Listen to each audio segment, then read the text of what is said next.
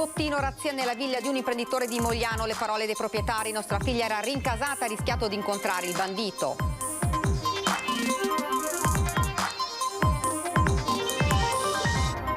Ambulanze e polizia ieri pomeriggio davanti alla piscina di Mestre. Un 52enne è stato picchiato da 4 persone scese dall'auto. La polizia le sta cercando. Dimesso nel pomeriggio dall'ospedale di Padova il sindaco Luigi Brugnaro, dove era stato ricoverato 10 giorni fa dopo un malore durante una cena.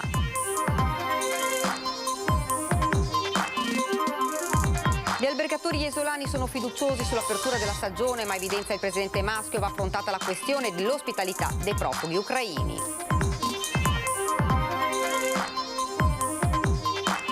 Secondo la CNA del Veneto, con i rincari dovuti alla guerra in Ucraina, il pranzo di Pasqua costerà alle famiglie 300 euro in più, servirebbe un recovery fund agroalimentare.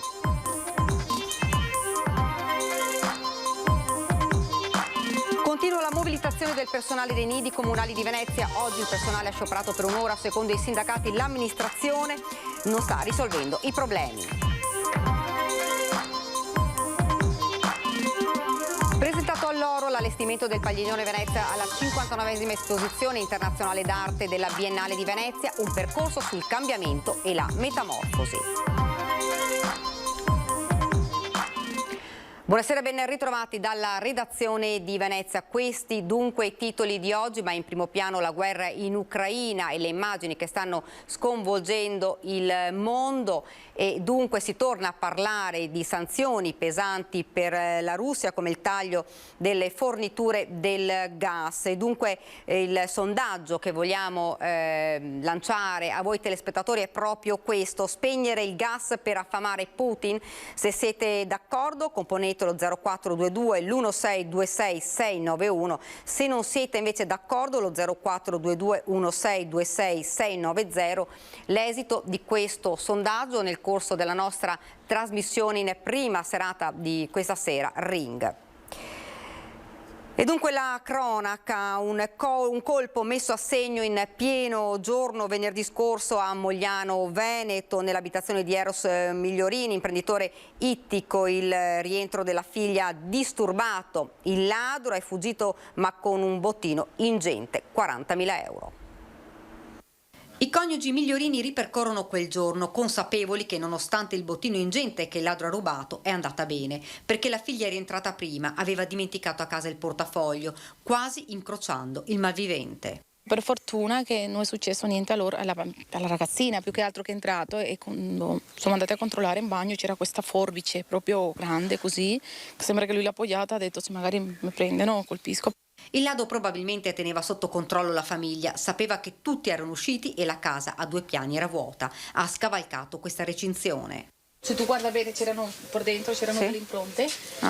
Lui, questa finestra era in ribalto, lui è cavalcato là, non so come è riuscito a fare, aprire, perché la finestra era semi aperta, no? Sì. È entrato, è andato subito per le scale, è andato in camera mia, ha portato tutto quello che ha preso. È fuggito portandosi via orologi di pregio e vari gioielli per un valore di 40.000 euro. Questa persona è andata proprio colpo sicuro. È andato colpo sicuro, qua sotto c'era il comodino aperto e ha portato via il primo orologio che c'era lì e dopo subito di sopra. E ha fatto tutto con cura perché la camera era proprio perfetta, non è che ha fatto proprio con cura. Quell'arco dei 20 minuti lui ha svuotato tutto. Un colpo studiato nei minimi dettagli. Indagano i carabinieri che stanno acquisendo i filmati delle telecamere di videosorveglianza della zona per identificare il ladro. Da alcune testimonianze era un giovane giubbotto nero, felpa con cappuccio scuro, il volto scoperto. È andata bene, ci dice l'imprenditore, ma il problema è un altro.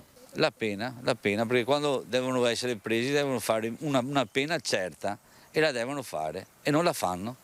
E per cui continuano a rubare, continuano a delinquere, continuano a colpire le persone più deboli. Poi aggiunge: non possiamo difenderci, se il ladro viene a casa, io ho un'arma, posso difendermi? Devo prima essere colpito e poi devo reagire. Nel frattempo sono morto. I figli ora sono terrorizzati, ci dice la nonna. I bambini sono traumatizzati. Se tu vieni dal bagno e non ti vedi, mi fanno così, nonna, e tienen paura, proprio i bambini stanno traumatizzati. Ambulanza e polizia ieri pomeriggio davanti alla piscina di Mestre per un uomo che è stato picchiato da 4 persone. Attimi di paura ieri pomeriggio a Mestre poco dopo le 17 davanti alla piscina in via Circonvallazione. Un 52enne mestrino sarebbe stato picchiato da un gruppetto di persone scese, secondo le testimonianze, da una macchina. Ambulanza e polizia sono giunte poco dopo sul posto, chiamate da alcuni passanti.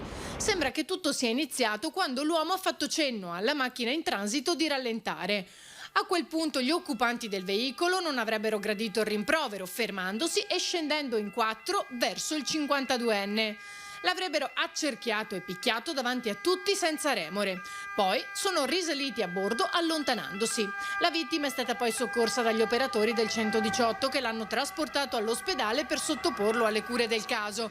Dai primi accertamenti sembra comunque che non abbia riportato gravi conseguenze. Sono state avviate le indagini per risalire ai responsabili.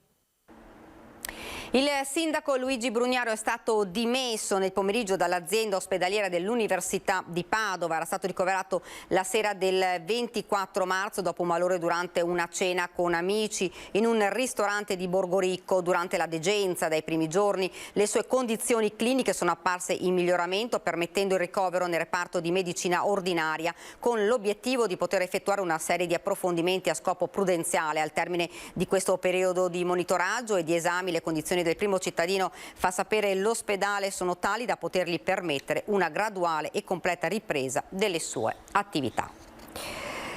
Gli albergatori isolani si dicono fiduciosi sull'apertura della stagione, ma evidenzia il presidente Maschio, va affrontata la questione dell'ospitalità.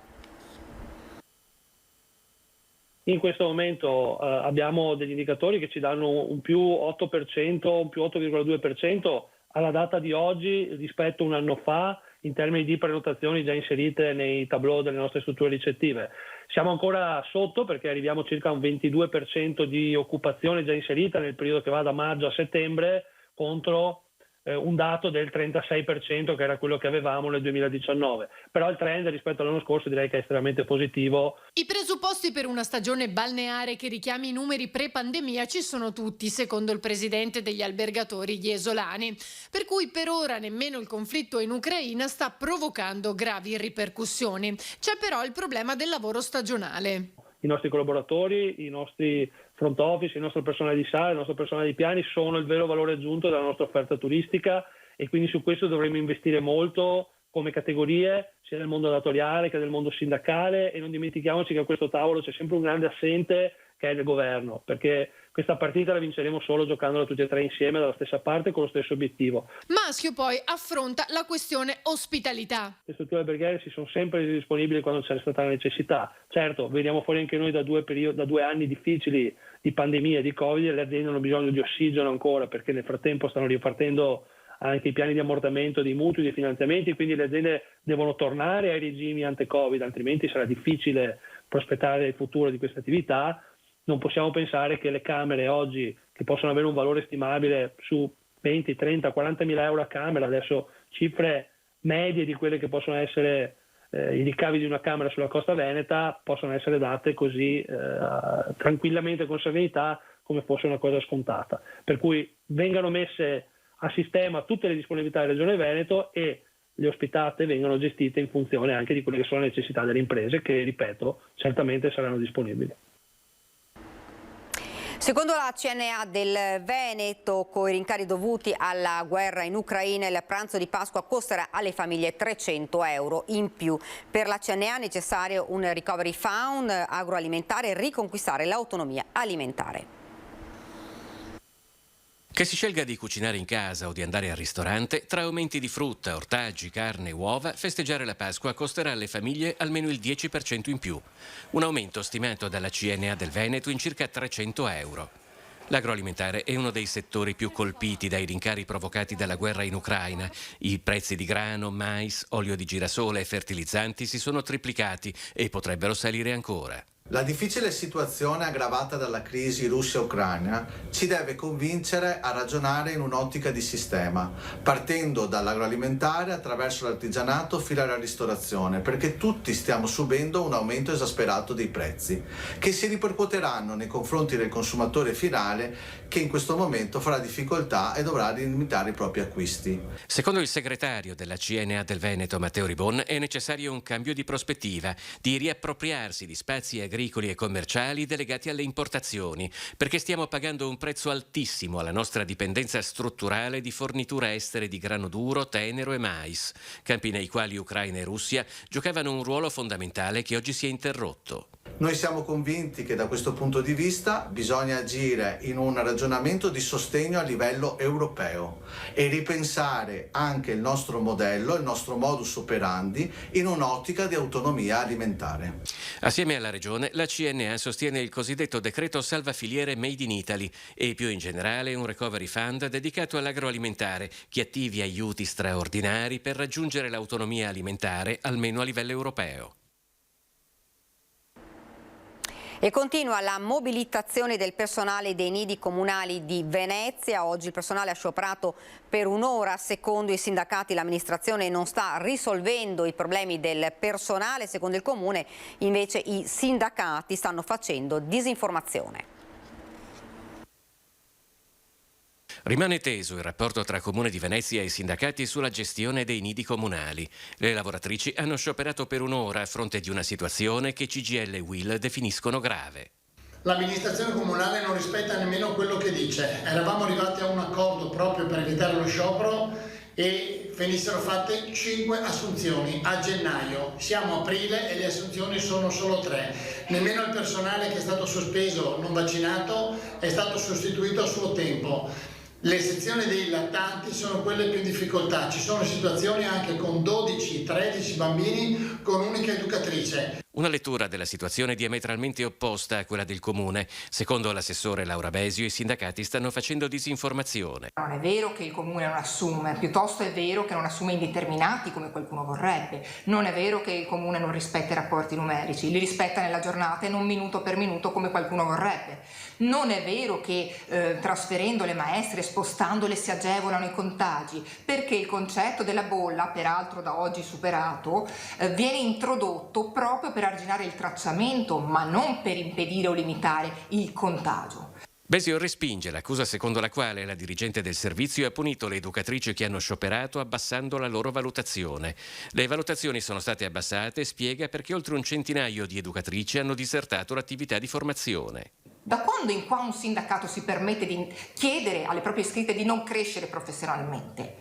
Allora sono io, da mamma, a scusarmi oggi con tutti quei genitori che hanno dovuto per l'ennesima volta rivedere la propria gestione familiare alla luce dell'ennesimo sciopero. Da sindacato ribattono invece come lo sciopero sia stato organizzato per creare pochi problemi alle famiglie. È uno sciopero molto ridotto di una sola ora per cercare di dare meno difficoltà alle famiglie. Il Comune di Venezia all'ultimo punto dell'agenda, anzi forse anche fuori agenda, sta mettendo i bambini. Questa non è una città per bambini.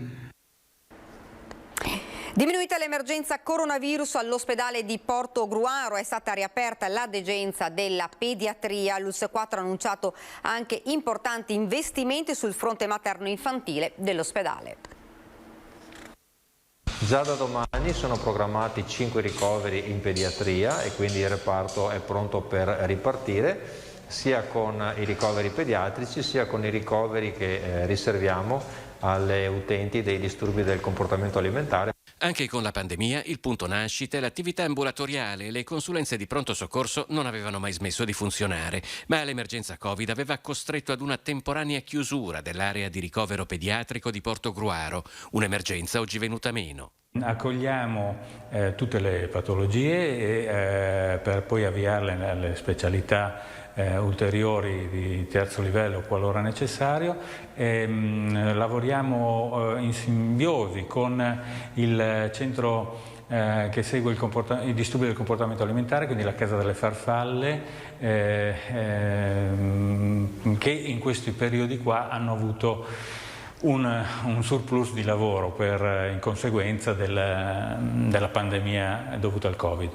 Nell'occasione il Comune di Portogruaro ha donato una serie di illustrazioni da esporre nel reparto. Il direttore generale dell'Us4 Mauro Filippi ha annunciato anche importanti investimenti sul fronte materno-infantile in questo ospedale. Recentemente abbiamo acquistato un letto per il travaglio di ultima generazione. Adesso stiamo organizzando un intervento di riqualificazione degli spazi che verranno destinati alla procreazione medicalmente assistita che si svolge in questo ospedale. Un intervento di circa 450.000 euro e ancora realizzeremo una sala operatoria dedicata per la ginecologia, per le partorienti che hanno necessità di un taglio cesareo, che non dovranno più recarsi nel gruppo operatorio centralizzato, ma avranno uno spazio riservato.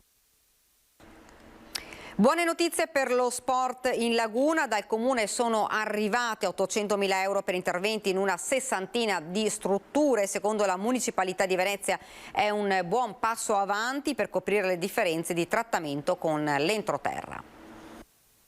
800.000 euro per interventi di manutenzione alle 58 strutture di edilizia sportiva di proprietà comunale a Venezia Centro Storico ed Isole. Il progetto approvato dalla Giunta prevede interventi a chiamata su guasto e di adeguamento alle normative di sicurezza per 32 impianti sportivi, 13 piastre polivalenti e 13 remiere. Un provvedimento che era stato chiesto con decisione anche dalla Municipalità di Venezia per sanare la diversità di trattamento tra laguna ed entroterra. In questo momento ci sono dei finanziamenti, delle risorse che mai come prima abbiamo avuto nel nostro comune e perdere questa occasione è un peccato per l'intero territorio. Si può investire di più negli spazi all'aperto, si possono fare degli investimenti e delle nuove strutture più idonee e così da investire e ridare la libertà a questi giovani che da 2 anni soffrono la pandemia. Il Comune interverrà su impianti di illuminazione, manti di copertura, serramenti, serrature, maniglioni antipanico, pavimentazioni, impianti termici e idrico-sanitari. Un buon passo avanti secondo la Municipalità di Venezia, che copre parzialmente la differenza di trattamento con l'entroterra. È difficile fare sport a Venezia? No, perché per fortuna c'è ancora tante aree verdi e c'è tanta volontà di divertirsi tutti insieme. Certo che si potrebbe fare meglio e più in sicurezza.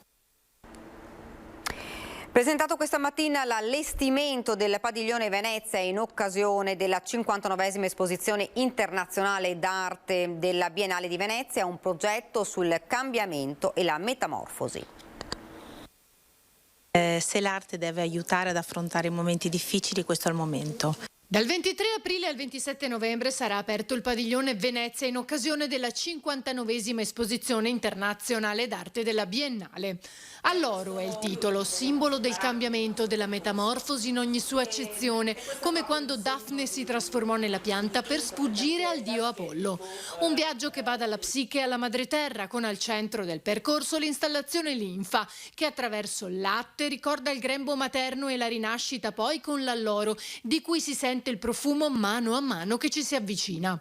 Partiremo proprio da questo aspetto molto psicologico, anche molto mistico, per arrivare alla terra, perché quello è l'avvicinamento, quello è l'onestà di cui parlava anche l'artista Paolo Fantin, l'onestà nel pensiero, cioè la terra, ritornare alla madre terra ci aiuta tantissimo a trovare un equilibrio con noi stessi. L'abbiamo provato con questi ultimi tempi, col Covid, quando eravamo molto lontani, avevamo bisogno proprio della terra. Sono piccoli passi, non grandi proclami, piccoli passi, un passo dietro l'altro, come disorientarsi, non è che tu sei disorientato, fai dei passaggi, ecco, questi sono piccoli passi per guardare il futuro. I visitatori saranno accolti dagli studenti di Ca' Foscari e dello IUAV, i ragazzi sono protagonisti. E i giovani che abbiamo coinvolto sia dal punto di vista sia con l'università, sia chi poi si occuperà del progetto grafico, sia chi poi ha vinto il concorso, si sono dimostrati veramente molto attenti e desiderosi di ricominciare. Per loro è stato un periodo molto difficile, trovare giovani così attivi e così entusiasmati dal progetto per me è un'enorme soddisfazione, ma anche ricchezza per la città, per il padiglione. Questo padiglione parte con l'idea del coraggio del disorientamento in un tempo che invece chiederebbe certezza, e forse anche quel coraggio di disorientarsi che hanno i giovani, no? Che magari chiedono a noi risposte e noi per avere risposte dobbiamo essere visionari, cioè dobbiamo guardare oltre dopo aver fatto un passaggio serio all'interno di noi stessi. La risposta è questa, non parliamo, rispondiamo con dei fatti.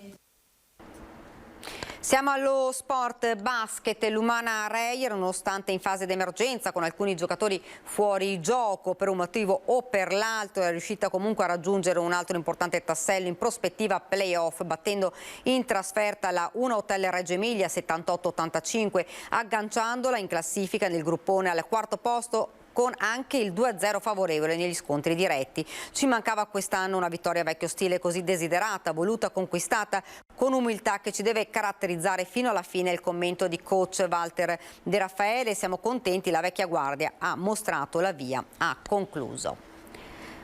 Siamo dunque al termine. Vi ricordo questa sera la nostra trasmissione Ring, gli ospiti Matteo Favero del Partito Democratico, Vincenzo Marinese, presidente di Confindustria Venezia e Rovigo, Roberto Ciambetti della Lega, Nicola Talmi della CGIL e poi Vladimir Zammerowski, moglianesi, il 56enne rimasto bloccato al confine tra l'Ucraina e la Polonia, che ora è stato liberato e che in queste ore è in viaggio per l'Italia. E questa era la nostra ultima notizia. Vi lascio alle previsioni del tempo. Grazie davvero per averci seguito e buona serata.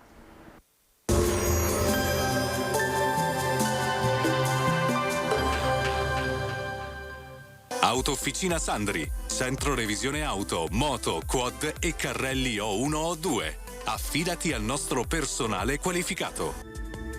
Benvenuti al Meteo. Condizioni meteorologiche stabili e temperature in ripresa grazie ad un progressivo rialzo della pressione atmosferica e al definitivo allontanamento della perturbazione. Vediamo insieme il dettaglio di martedì 5 aprile. Sul Veneto fino al primo mattino nebbie sulla pianura, più probabilmente su costa e zone limitrofe. A seguire sarà in prevalenza sereno o al massimo poco nuvoloso, con qualche nube in più dal pomeriggio sul Trevigiano, ma senza piogge associate. Temperature in aumento, minime tra 2 e 5 gradi, massime comprese invece tra gli 11 e i 16 gradi. Spostiamoci ora sul Friuli Venezia Giulia. Anche in questo caso sulla fascia alpina e sulla costa sarà poco nuvoloso, al mattino possibili foschie in pianura.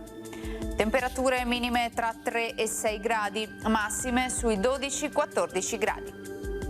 Infine diamo uno sguardo alla situazione del Trentino Alto Adige. Sarà molto soleggiato con qualche annuvolamento più consistente sui settori settentrionali. Temperature minime intorno a 1 grado, massime sui 16-17 all'incirca. Dal meteo di Antenna 3 per ora è tutto, grazie per l'attenzione, arrivederci al prossimo aggiornamento.